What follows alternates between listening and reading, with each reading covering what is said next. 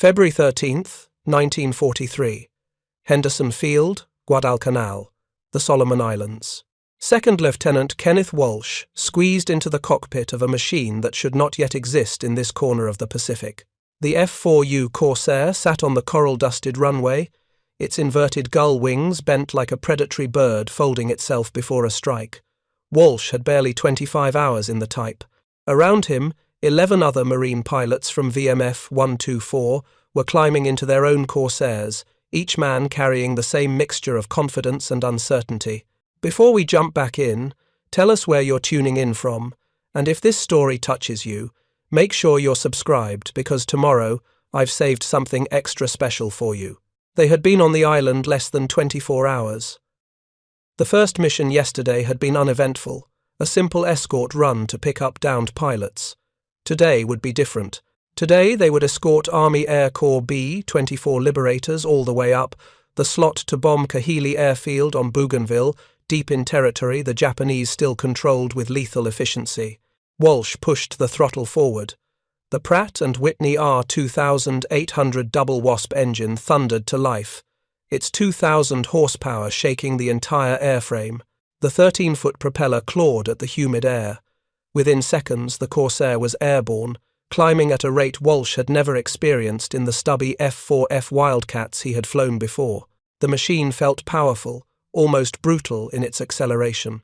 But what Walsh and his fellow pilots did not yet know, what the Japanese pilots waiting at Kahili could not possibly imagine, was that this ungainly bent-wing fighter carried a secret in its engine cowling. A secret measured not in guns or armor, but in a single, devastating number that would rewrite every tactical assumption in the Pacific Air War. If you're enjoying this deep dive into the story, hit the subscribe button and let us know in the comments from where in the world you are watching from today. The climb rate. Over 4,000 feet per minute in the early F-4U-1. Later variants would push past 4,500 feet per minute. The Japanese Zero, the aircraft that had terrorized Allied pilots since Pearl Harbor, could manage approximately 3,000 feet per minute on a good day. The Corsair could outclimb the Zero by more than 1,000 feet every single minute. 1,000 feet per minute. Let that sink in. In the span of 6 minutes, a Corsair pilot starting at sea level could be 6,000 feet higher than a Zero that began climbing at the same instant. 6,000 feet of altitude advantage.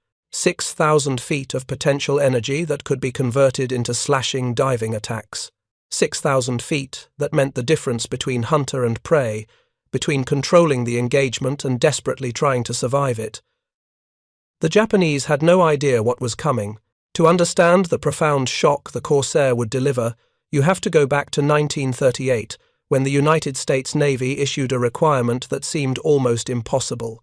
They wanted a single-seat carrier fighter with maximum obtainable speed, not just fast for its class, the fastest possible. The specifications demanded a stalling speed no higher than 70 miles per hour, armament of at least 4 guns, and the ability to carry anti-aircraft bombs under the wings.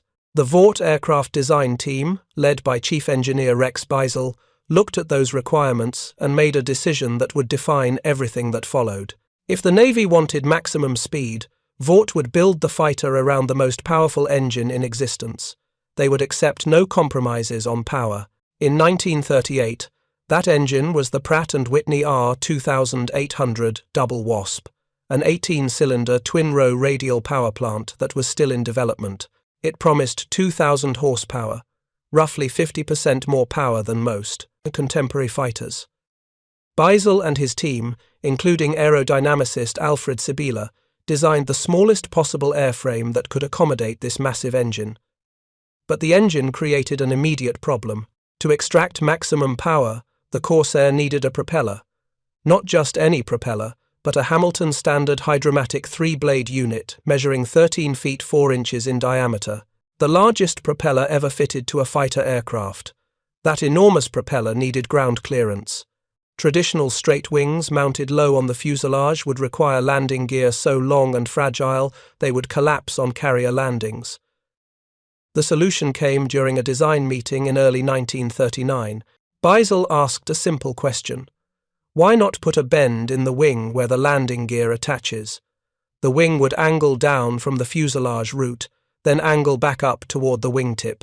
This inverted gull-wing configuration would allow the massive propeller adequate ground clearance while keeping the landing gear relatively short and strong enough for carrier operations.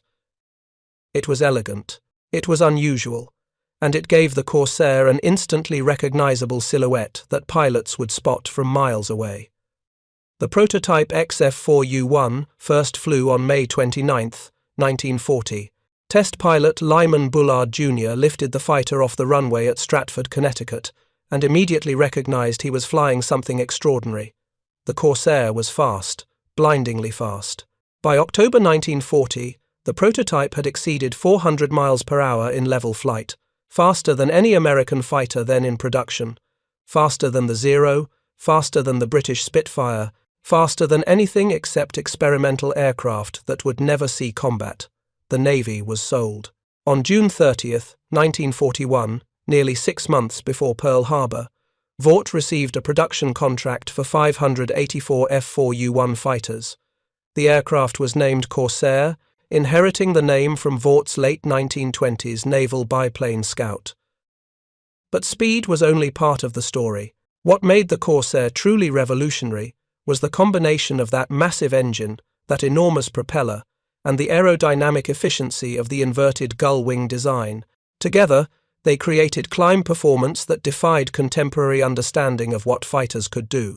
The F4U-1 with the R28008 engine could climb at approximately 2,900 feet per minute, already substantially better than the Zero's climb rate. But as the war progressed and engine development continued, later variants would push that number dramatically higher. The F4U-4, powered by the R28000 18 watts engine with water injection boosting output to 2,450 horsepower, could climb at over 4,360 feet per minute. 4,360 feet per minute. More than 1,000 feet per minute faster than the Zero could manage.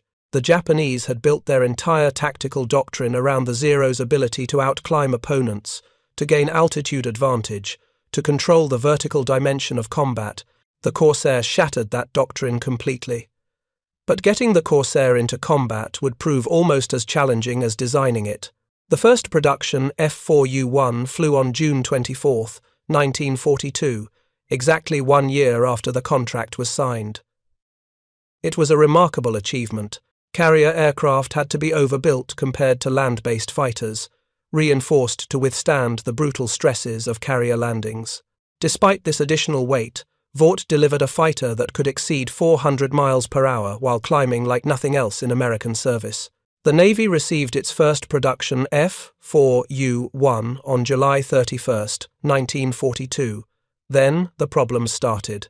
The canopy was a framed birdcage design that provided inadequate visibility for carrier operations. The long nose and the nose-up landing attitude made it nearly impossible for pilots to see straight ahead during the critical final approach to the carrier deck. The enormous torque from the double Wasp engine made the aircraft a handful for inexperienced pilots. If forced to bolter, to go around for another landing attempt, the torque could flip the Corsair inverted if the pilot was not skilled and prepared. Early Navy pilots called it the hog, the hose nose, or most tellingly, the bent-wing Widowmaker. Carrier qualification trials aboard training carrier USS Wolverine and escort carriers USS Core and USS Charger in late 1942 found the Corsair difficult but not impossible. The evaluation report stated it was an excellent carrier type and very easy to land aboard, no different than any other airplane. But those trials were conducted by experienced test pilots. Operational squadrons would be staffed increasingly by fresh aviators, straight from training with minimal experience.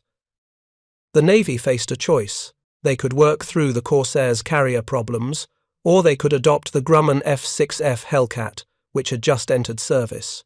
The Hellcat was slightly slower than the Corsair, its maximum speed about 13 miles per hour less. But the Hellcat was forgiving. It was easy to land on carriers. It was stable and predictable. For a Navy rapidly expanding and flooding operational squadrons with inexperienced pilots, the Hellcat made sense. In December 1942, the Navy made a decision that would define the Corsair's war.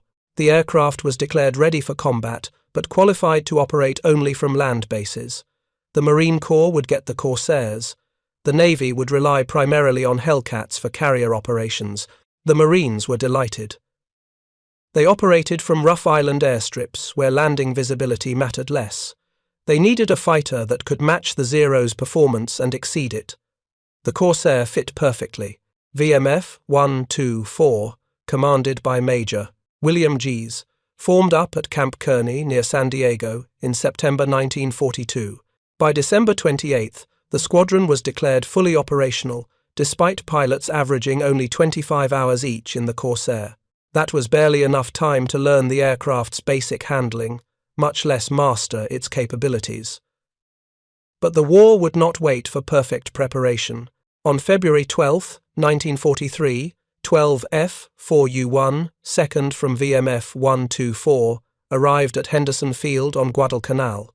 The island had been declared secure just a week earlier, but secure was a relative term. The Japanese still controlled most of the Solomons. They had built airfields on multiple islands stretching 300 miles up the slot to Bougainville.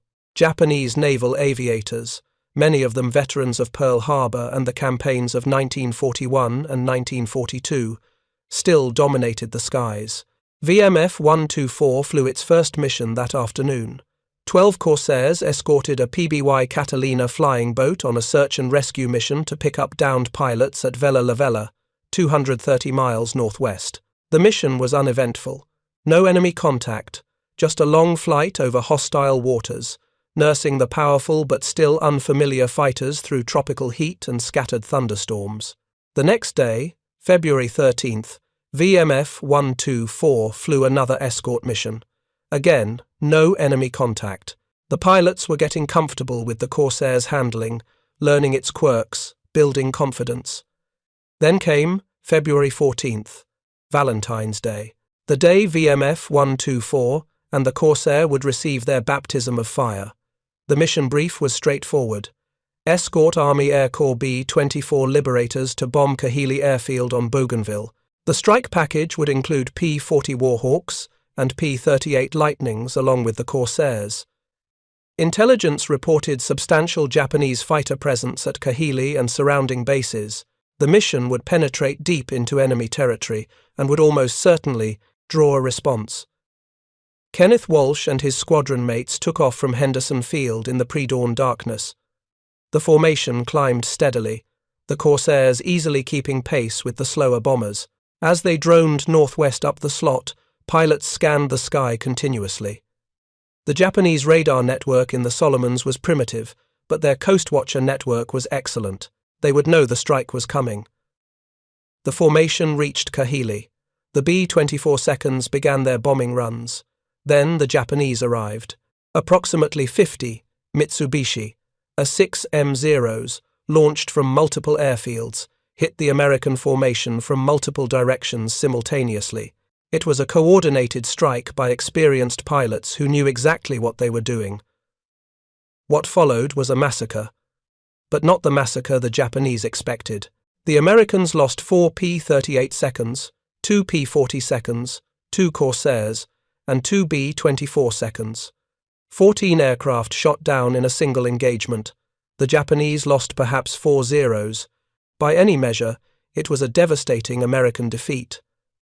VMF 124 pilots would forever call it the St. Valentine's Day Massacre, but hidden in that disaster was something the Japanese could not see, something that would matter more than the immediate kill ratio. The Corsair pilots had learned critical lessons. They had discovered what their aircraft could do. More importantly, they had discovered what it could not do. Preparing and narrating this story took us a lot of time, so if you are enjoying it, subscribe to our channel. It means a lot to us.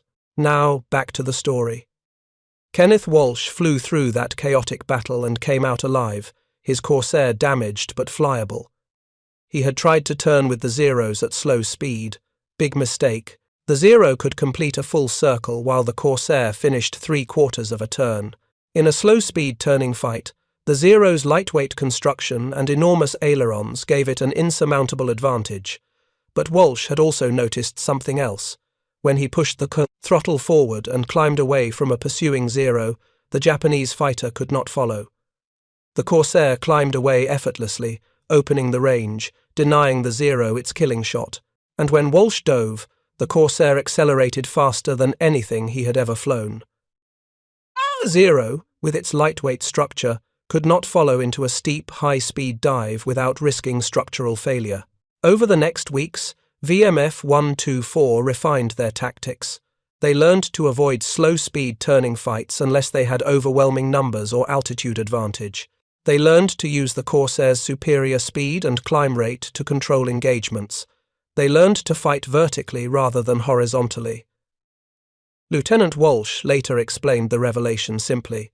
Altitude was paramount. Whoever had altitude dictated the terms of battle, and there was nothing a Zero pilot could do to change that. The Corsair could outperform a Zero in every aspect except slow-speed maneuverability and slow-speed rate of climb. The solution was obvious. Never get slow when fighting a Zero. The climb rate was the key.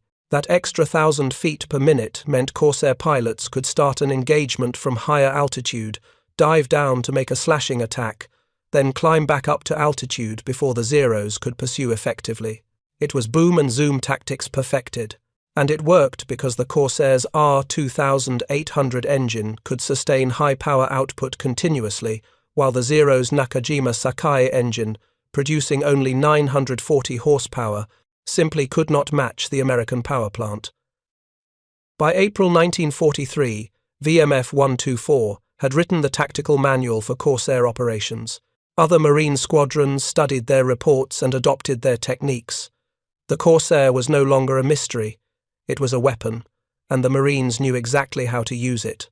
On April 1, 1943, Kenneth Walsh demonstrated that the lessons had been learned.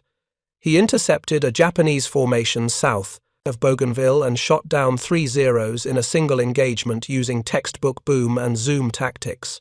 Climb to altitude, dive down with tremendous speed, fire a burst, zoom back to altitude using that phenomenal climb rate. Repeat. On May 13th, Walsh became the first Corsair ace when he downed 2 more Zeros during an escort mission to Kahili. 5 kills. The milestone proved the Corsair was not just surviving against the Zero, it was winning. But the true shock to Japanese pilots was only beginning to unfold. Through the spring and summer of 1943, more Corsair squadrons arrived in the Solomons. VMF 213, VMF 214, VMF 215, and others brought fresh aircraft and pilots learning from the hard-won experience of VMF 124. The Japanese began noticing something disturbing. American fighters they had never seen before were appearing at high altitude. These fighters did not try to turn with Zeros. Instead, they dove from above with devastating speed, fired quick bursts, then climbed away before Zero pilots could respond. And they climbed impossibly fast. Japanese pilots were accustomed to having the altitude advantage. The Zero's excellent climb rate and long range meant they could patrol at high altitude for hours, waiting to pounce on American aircraft struggling below them. But the Corsairs were changing that equation. A Zero pilot might spot a Corsair below him and dive to attack. The Corsair pilot, spotting the diving Zero, would push his throttle forward and point the nose up. The R2800 engine would howl. The Corsair would surge upward at over 4,000 feet per minute. The Zero, trying to climb to follow, would fall behind at 3,000 feet per minute. In 60 seconds, the Corsair would be 1,000 feet higher than when it started the climb. The Zero would be 700 feet higher. The Corsair pilot now had a 300-foot altitude advantage and all the energy from his initial climb. The hunter had become the hunted. Japanese pilots tried everything. They tried climbing to even higher altitudes before engaging. The Corsairs just climbed higher too and did it faster. They tried diving attacks from maximum altitude. Corsair pilots would see them coming, climb away, and the Zeros could not catch them. They tried low-altitude ambushes. Corsairs would extend away at high speed, climb to altitude, then return with overwhelming advantage. Nothing worked. The Corsair's climb rate broke every tactical assumption Japanese pilots had relied on since the war began. In September 1943, Marine Fighting Squadron 214 arrived in the Solomons under the command of Major Gregory Pappy Boyington. VMF 214, the famous Black Sheep Squadron, would compile an extraordinary record: 97 confirmed aerial victories in just 84 days of operations. Boyington himself would score 22 kills in Corsairs before being shot down and captured in January 1944. The Black Sheep's success came directly from exploiting the Corsair's strengths. Boyington was an experienced pilot who understood energy fighting. He knew that altitude and speed were everything in combat. He drilled his pilots relentlessly on boom and zoom tactics. Climb high, dive fast, fire quick, zoom away, use the Corsair's power to dictate every engagement. Japanese pilots facing the Black Sheep described the experience with frustration and growing desperation. The Americans would not fight fairly. They would not engage in the traditional turning dogfights, where Japanese pilots could use their superior maneuverability. Instead, they appeared from above, struck with terrifying speed, and disappeared before anyone could respond. One Japanese pilot wrote in his diary that the American bent-wing fighters seemed to climb like rockets. Another noted that trying to chase a climbing Corsair was like trying to catch a bird flying to the Sunday. The altitude advantage was impossible to overcome. The statistics began telling a story that terrified Japanese commanders. Corsair squadrons were racking up kill ratios that seemed impossible. For every Corsair lost in combat, they were claiming 5, 6, sometimes 8 Japanese aircraft destroyed. And unlike early war battles where both sides claimed inflated victories, these numbers were holding up under scrutiny. Wreckage counts and captured Japanese records confirmed the Americans were not exaggerating. The climb rate was the foundation of everything. It allowed Corsair pilots to be patient. If a tactical situation looked unfavorable, they could climb away and reset. If they spotted a target below, they could dive down with confidence, knowing they could climb back to safety after the attack. The Zero's superior turning performance meant nothing if the Corsair pilot could choose when and how to engage. By late 1943, Japanese tactical doctrine was in crisis. Their entire air combat philosophy had been built on the Zero's strengths: lightweight construction for maneuverability, long range for extended patrols, adequate speed and climb for the aircraft of 1941. But it was now late 1943, and the Americans had a fighter that made the Zero look obsolete. Japanese engineers tried to respond. They developed the A6M30 variant with a more powerful engine and clipped wings for better high-speed performance. It was marginally faster than the A6M2, but the improvement was minimal. The Nakajima Sakai 21 engine produced 1130 horsepower, about 200 horsepower more than the earlier model. But the Corsair's R2800 was producing 2000 horsepower standard, and with water injection, could reach 2,450 horsepower. The power differential was simply too large. The A6M3 could climb at about 4,500 feet per minute initially, nearly identical to the A6M2. The Corsair could climb faster, and the gap widened with every new engine variant. Japanese pilots knew they were outmatched. They knew that engaging Corsairs meant accepting unfavorable odds. But they had no choice. The war demanded they fight, and fight they did, even as the casualty lists grew longer and the veteran pilots disappeared one by one. The Corsair's climb rate advantage had one more crucial psychological impact. It gave American pilots confidence. A pilot who knows he can climb away from trouble is a pilot who will take calculated risks. A pilot who knows he can control the engagement geometry is a pilot who will hunt aggressively rather than fly defensively. VMF 124 and the squadrons that followed developed an institutional culture built on that confidence. They sought out combat rather than avoiding it. They escorted bombers deep into enemy territory, daring the Japanese to respond. When the Zeros came up, Corsair pilots smiled and climbed to altitude, knowing the enemy would have to come up to them on unfavorable terms. The Japanese, by contrast, developed increasing caution. Pilots who once hunted aggressively now flew more conservatively, knowing that a Corsair pilot with an altitude advantage was nearly impossible to defeat. That caution meant fewer aggressive attacks on American bombers. It meant Japanese formations that broke apart when Corsairs appeared, rather than standing to fight. The tide was turning, measured 1,000 feet at a time. If you find this story engaging, please take a moment to subscribe and enable notifications. It helps us continue producing in-depth content like this. By December 1943, the Corsair had been in combat for 10 months. The aircraft that Navy pilots had called the Widowmaker was now the Marine Corps' premier fighter.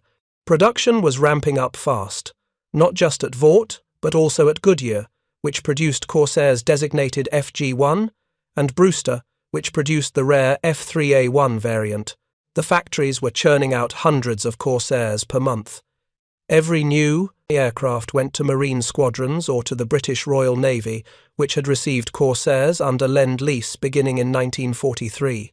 Interestingly, the British quickly solved the carrier landing problems American pilots had struggled with. British pilots approached carriers on a curving path rather than straight in, allowing them to keep the landing signals officer in sight until the last possible moment. This technique worked perfectly, and by mid-1944, the British Fleet Air Arm was operating Corsairs successfully from carriers. The American Navy watched the British success and reconsidered their position. Maybe the Corsair could work on carriers after all. In April 1944, after engineering improvements including a longer oleo strut that eliminated the bouncing tendency, the Navy finally cleared the Corsair for carrier operations. In December 1944, VMF 124 and VMF 213 became the first Marine squadrons based on an aircraft carrier, joining Air Group 4 aboard USS Essex. On January 3, 1945, these Marine Corsairs launched the first Marine land strikes from a carrier, hitting Formosa and the Ryukyu Islands. The Corsair had come full circle, designed as a carrier fighter, rejected for carrier use, operated brilliantly from land bases, and finally returning to carriers when the engineering problems were solved. And everywhere it operated, it dominated Japanese aircraft through superior power and that extraordinary climb rate. But the story of how the Corsair's performance shocked Japanese pilots goes deeper than just statistics and tactics. It reveals a fundamental difference in aircraft design philosophy that would determine the war's outcome. The Japanese design philosophy had always prioritized range and maneuverability above all else. The Zero was built to be light, extraordinarily light. Its empty weight was barely 3,700 pounds. The Corsair weighed nearly 9,000 pounds empty. The weight difference was staggering. The Zero achieved its lightness through ruthless minimalism. No armor plating behind the pilot's seat, no self-sealing fuel tanks, thin aluminum skin that could be punctured by rifle-caliber bullets. Minimal structural reinforcement. Every gram of unnecessary weight was eliminated. The result was an aircraft that could fly for hours on minimal fuel, turn inside any opponent, and climb adequately with a 940 horsepower engine. But that lightweight construction came with a fatal weakness. The Zero could not absorb battle damage. A burst of 50 caliber machine gun fire that would merely damage a Corsair would often destroy a Zero completely. The unprotected fuel tanks would ignite, the thin skin would shred, the minimal structure would fail catastrophically. Japanese pilots knew this. They understood that being hit even once often meant death. So they flew cautiously when facing aircraft that could deliver overwhelming firepower from a position of advantage. And the Corsair, with its ability to control altitude through superior climb rate, could always achieve position of advantage if the pilot was disciplined. The contrast with American design philosophy was stark. The United States had industrial capacity that Japan could never match. American engineers did not need to sacrifice protection for performance. They could have both. The R-2800 engine produced enough power to accelerate a heavily armoured, robustly constructed aircraft to speeds exceeding 400 miles per hour. The Corsair carried armour plating behind the pilot's seat and bulletproof glass in the windscreen. Its fuel tanks were self-sealing, lined with rubber that would seal bullet holes automatically. The airframe was built to withstand 7 Gs positive and 5G's negative acceleration. Battle damage that would destroy a Zero might leave a Corsair flyable. This durability gave Corsair pilots psychological confidence that Japanese pilots lacked. An American pilot who knew his aircraft could take hits and keep flying would press attacks more aggressively. A Japanese pilot who knew a single burst might kill him would break off engagements more readily. By mid-1944, the psychological imbalance was becoming decisive. Japanese aviators were describing encounters with Corsairs in terms that revealed their growing desperation. Diaries and after-action reports talked about American fighters that could not be caught, could not be outclimbed, could not be escaped from. The superior climb rate was breaking Japanese morale as surely as it was breaking their tactical formations. At Rabaul in late 1943 and early 1944, the Japanese made their last major stand in the Solomons. The fortress complex at Rabaul on New Britain housed multiple airfields and thousands of troops. It was defended by some of Japan's best remaining fighter pilots, men with hundreds of hours of combat experience, who understood exactly how dangerous the Corsair had become. Lieutenant Commander Harutoshi Okamoto commanded the Zero units defending Rabaul. Okamoto was a veteran who had introduced the Zero to the theatre back in February 1942. He understood both the Zero's strengths and its growing list of weaknesses against newer American fighters. Okamoto's pilots fought with skill and determination. They tried every tactical innovation they could devise. They attempted high-altitude interceptions, hoping to engage Corsairs before the Americans could climb to advantage. The Corsairs simply climbed higher and faster. They tried low-altitude ambushes near American bases, hoping to catch Corsairs during takeoff when they were slow and vulnerable. American radar and Coast Watcher networks provided enough warning that Corsairs could usually avoid these traps. They tried fighting at the Corsairs' weaknesses, forcing slow-speed turning fights where the Zero's maneuverability dominated. But Corsair pilots had learned discipline. They would not be drawn into unfavorable engagements.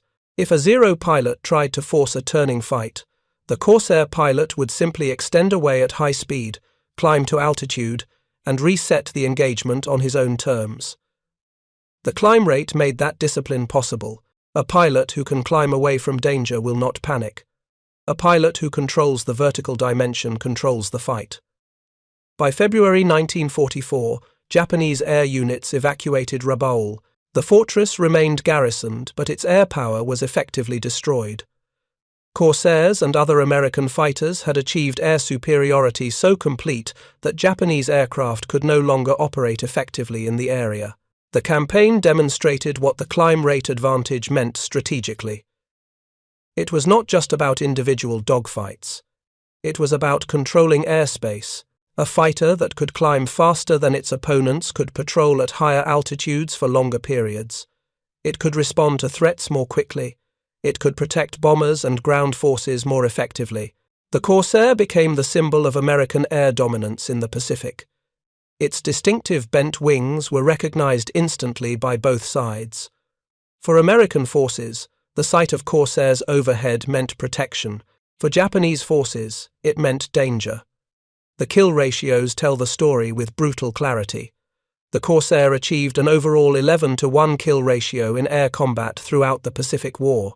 Against the Zero specifically, the ratio was 12-to-1, 12 Japanese fighters destroyed for every Corsair lost in air combat. That number represents not just superior technology, but superior tactics enabled by that technology. The climb rate was the foundation of those tactics. Without the ability to climb 1,000 feet per minute faster than the Zero, Corsair pilots would have needed to fight differently. They would have needed to accept more risk, engage in more turning fights, rely more on deflection shooting rather than simple pursuit. But with that climb advantage, they could fight on their own terms. They could be patient. They could wait for the perfect setup. They could disengage if circumstances were unfavorable. And, most importantly, they could pursue fleeing enemies with confidence, knowing no Zero could escape by outclimbing them. The production numbers reinforce the point. From 1942 through 1952, American manufacturers built over 12,500 Corsairs. Vought built the majority, but Goodyear and Brewster also produced substantial numbers. At peak production in 1944, factories were completing Corsairs at extraordinary rates. Japan built approximately 10,500 Zeros throughout the war. But the Zero that entered service in 1940 was essentially the same aircraft still being produced in 1945. Minor upgrades were attempted, but the fundamental design could not be significantly improved without a complete redesign. The Corsair, by contrast, evolved continuously. The F4U1 gave way to the F4U1 Ampere with improved visibility. The F4U1D added bomb racks for ground attack missions. The F4U4 received the more powerful R2800 18 watts engine and climbed even faster than earlier variants. The F4U5 introduced after the war featured further refinements. Each variant maintained or improved the core advantage: superior power, superior climb rate, the ability to control engagement geometry. Japanese engineers tried desperately to respond. They developed the Kawanishi N1KJ Shiden, the Nakajima Ki 84 Hayate, and the Mitsubishi J2M Raiden. These were excellent fighters, far superior to the Zero in many respects, but they were produced in limited numbers and entered service too late to change the war's outcome. More importantly, none of them could match the Corsair's climb rate with a pilot of equal skill. The power differential was simply too large. Japan's best. Engines produced around 1,500 to 1,800 horsepower. The Corsair's R2800 produced 2,000 horsepower standard and could be pushed to 2,450 horsepower with water injection. That extra power translated directly into climb performance, and climb performance translated into tactical dominance. The Corsair also excelled in the fighter-bomber role. By late 1943, Marine squadrons were improvising centerline racks for 1,000-pound bombs. Factory-built F4U1D variants incorporated these modifications along with wing racks for rockets or additional bombs. The Corsair could carry 4,000 pounds of ordnance, more than many dedicated bombers. Its speed and climb rate meant it could deliver that ordnance deep into enemy territory, strike the target, and escape before Japanese fighters could intercept effectively. The combination of fighter performance and bomber payload made the Corsair extraordinarily versatile. At Okinawa in spring 1945, Corsairs demonstrated their full potential. The island was defended by thousands of kamikaze aircraft. Suicide planes deliberately crashed into American ships. Stopping kamikazes required fighters that could intercept attackers at high altitude, dive down to engage, and climb back up for the next intercept.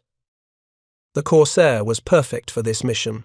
Combat Air Patrol Corsairs orbited at high altitude, watching for incoming raids. When radar detected approaching Japanese aircraft, the Corsairs would position themselves above the anticipated flight path. As the kamikazes appeared, climbing laboriously toward their targets, Corsairs would dive down from altitude with tremendous speed. The Zero-based kamikaze aircraft, already slow and burdened with bombs, had no chance to evade. Corsair pilots would make a single high-speed pass, firing 6 50-caliber machine guns in a concentrated burst. The kamikaze would usually disintegrate or explode. The Corsair would zoom back to altitude using its superior climb rate, ready for the next intercept. This mission profile played perfectly to the Corsair's strengths: speed, firepower, climb rate, the ability to repeat high-energy attacks without losing altitude advantage. Not all kamikazes were stopped. Some got through despite the Corsair's best efforts. But the Corsairs destroyed hundreds before they could reach the fleet. Without the Corsair's superior climb performance, American ships would have suffered far heavier casualties. The pilot testimonies from Okinawa reveal exhaustion mixed with professional pride. Pilots flew multiple sorties per day, sometimes 4 or 5 missions in 24 hours. They would take off, climb to patrol altitude, intercept kamikazes, land to refuel and rearm, then repeat. The physical and mental strain was enormous, but they kept flying because the Corsair gave them the tools to succeed. They knew their aircraft could outclimb anything Japan had. They knew they could control the engagement, They knew that disciplined flying and proper tactics would keep them alive while destroying the enemy. By August 1945, when Japan surrendered, the Corsair had compiled a combat record matched by few aircraft in history. 2,140 Japanese aircraft destroyed in air combat, an 11-to-1 overall kill ratio, dozens of aces produced pilots who scored 5 or more victories flying the Corsair. The aircraft continued serving long after World War II ended. During the Korean War, Corsairs flew primarily in the ground attack role, supporting United Nations forces with bombs and rockets. But even in Korea, a handful of Corsair pilots scored air-to-air victories against North Korean aircraft. Navy Lieutenant Guy Bordelon became the Navy's only Korean warfighter ace flying the F-4U-5 Newton's night fighter variant. He shot down 5 enemy aircraft during night intercept missions. A Marine Corsair pilot downed a Soviet-built MiG-15 jet fighter in a remarkable engagement that demonstrated the Corsair could still compete even against more modern opposition. The Corsair remained in production until 1952. The last variant, the F-4U-7, was built specifically for the French Navy and saw combat in Indochina. Some Corsairs remained in service with foreign air forces into the 1960s. The very last combat mission flown by a Corsair occurred during the 1969 soccer war between Honduras and El Salvador. From first flight in May 1940 to final retirement nearly 3 decades later, the Corsair proved itself one of the most successful fighter designs ever created. That success rested on the fundamental decision made in 1938 to build the smallest airframe around the largest engine. That decision gave the Corsair power. Power gave it speed and climb rate. Climb rate gave pilots tactical control.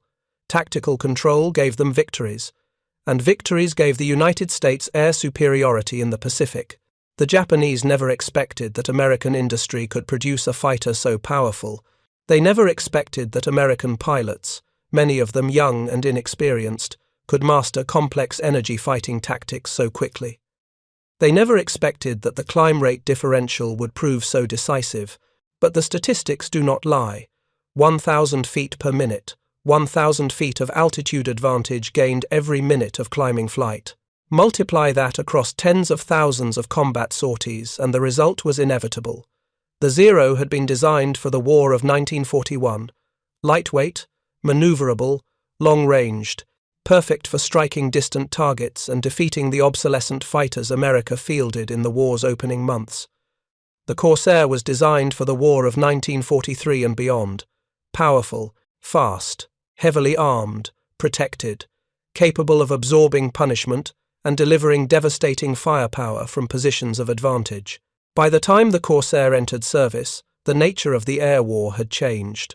The Japanese could no longer rely on superior pilot skill and aircraft agility to dominate engagements.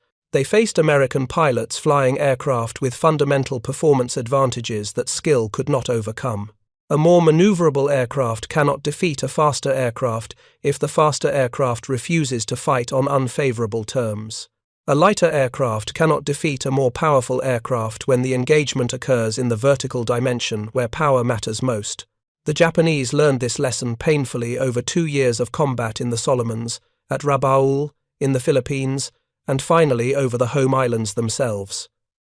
Every encounter reinforced the same truth. The Corsair controlled the fight. The Zero reacted to what the Corsair pilot chose to do. Kenneth Walsh, the first Corsair ace, expressed it simply when interviewed after the war. Altitude was everything. The pilot who controlled altitude controlled the battle. The Corsair gave American pilots that control through superior climb rate. Japanese ace Saburo Sakai, who survived the war despite being severely wounded, admitted in his memoirs that American fighters like the Corsair were nearly impossible to defeat once American pilots learned proper tactics. The combination of speed, climb rate, and firepower was overwhelming. The Corsair's legacy extends beyond its combat record. It influenced post-war fighter design, the emphasis on power, the willingness to accept weight penalties for protection, the focus on speed and climb rather than pure maneuverability. These design philosophies shaped jet fighters for decades afterward. Modern air combat tactics still emphasize energy fighting. Fighter pilots still train to control altitude and speed. The lessons learned by Corsair pilots in the Pacific remain relevant even in the jet age. Museums around the world preserve Corsairs as artifacts of American engineering achievement. Air shows feature flying Corsairs, their distinctive bent wings and throaty engine sound evoking an era when propeller fighters ruled the skies. Up next, you've got two more standout stories right on your screen. If this one hit the mark, you won't want to pass these up. Just click and check them out. And don't forget to subscribe and turn on the notification bell so you don't miss any upload from us.